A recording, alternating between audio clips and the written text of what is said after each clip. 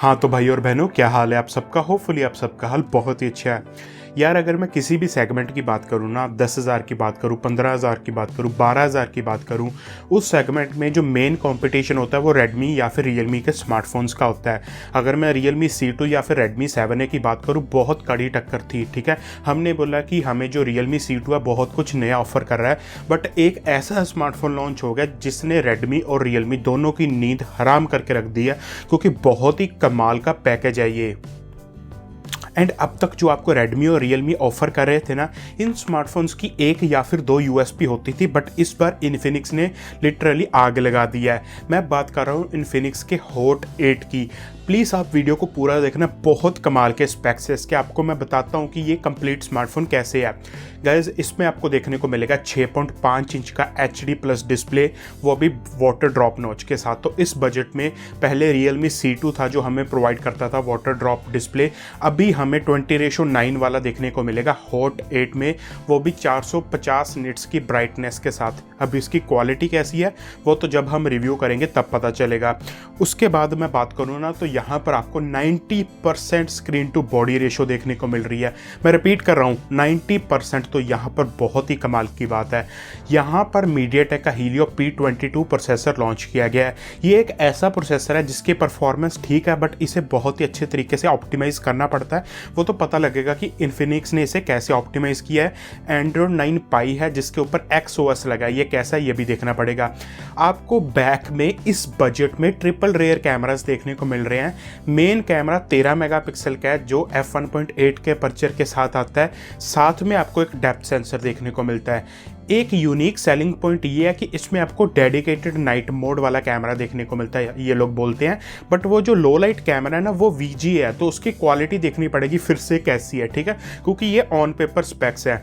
आपको 8 मेगापिक्सल का selfie camera देखने को मिलता है f2.0 के अपर्चर के साथ। यहाँ पर आपको रियलमी C2 हो गया, रेडमी 7A हो गया, किसी में फिंगरप्रिंट स्कैनर नहीं देखने को मिलता था। हॉट 8 में हमें फिंगरप्रिंट स्कैनर भी देखने को मिलता है, फेस अनलॉक भी देखने को मिलता है। रेयर में ट्रिपल कैमरास के साथ क्वाड फ्लैश है, 4 फ्लैश है, फ्रंट कैमरा में भी फ्लैश है। 90% स्क्रीन टू बॉडी रेशो होने के बाद फ्रंट में भी आपको फ्लैश दी गई है, हालांकि नोटिफिकेशन LED नहीं है। यहाँ पर आपको 7,000 रुपये में 464 यानी कि 4GB RAM, 64GB internal storage मिलती है dedicated micro SD card slot के साथ, जो कि कमाल की बात है मेरे ओपिनियन से। क्योंकि जो मीडियाटेक का हीलियो P22 है वो ड्यूल 4G वोल्टी को सपोर्ट करता है, उसका भी आपको सपोर्ट देखने को मिलेगा। और 5000 mAh की बैटरी आपको यहाँ पे देखने को मिलेगी 10 वाट की चार्जिंग के साथ। इस बजट में हमें नॉर्मली 5 वाट का चार्जर डब्बे में देखने को मिलता है, बट यहाँ पर 10 वाट की चार्जिंग है और 10 वाट का चार्जर डब्बे में भी है। डायरेक्ट साउंड देखने को मिलता है, जिसकी वजह से आपके स्पीकर की कहते हैं कि साउंड बहुत अच्छी होगी।